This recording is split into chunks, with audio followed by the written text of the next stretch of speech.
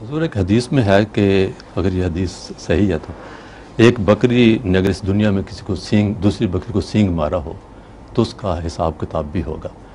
تو اس کا مطلب یہ ہے کہ کہاں سے لی گئی ہے؟ بیقی سے؟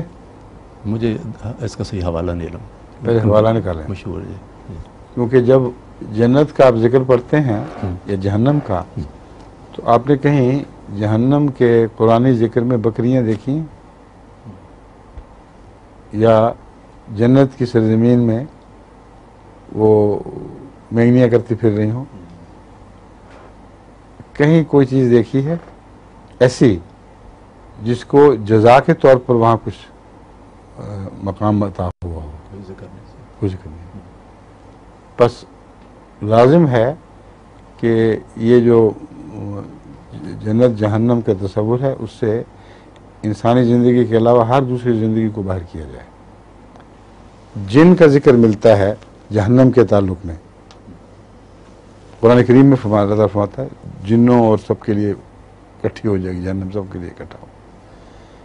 تو ایک اور سوال اٹھتا ہے کہ اگر جن سے مراد انسان سرکش نہیں ہے بلکہ کوئی اور مخلوق ہے تو بڑا ظلم ہوگا خدا تعالیٰ کا کہ اس کو سزا تو دے دے، جزا نہ دے. اگر جن بد تھے تو نیک بھی تھے، اور جو نیک تھے وہ جنت میں کیوں نہیں آئے؟ کسی قرآنی آیت میں، کسی حدیث میں جنات کا جنت میں داخل ہونے کا کوئی اشارہ بھی نہیں ملتا. جہنم میں ملتے ہیں.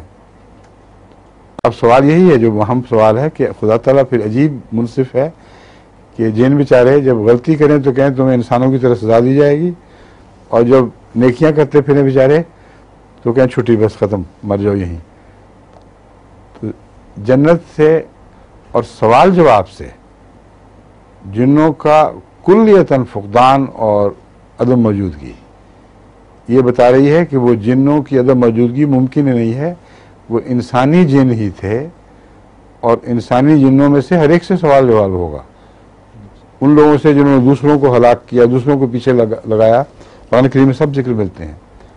اور جنات کی پوجا کیا کرتے تھے، یہ بھی ذکر ملتا ہے.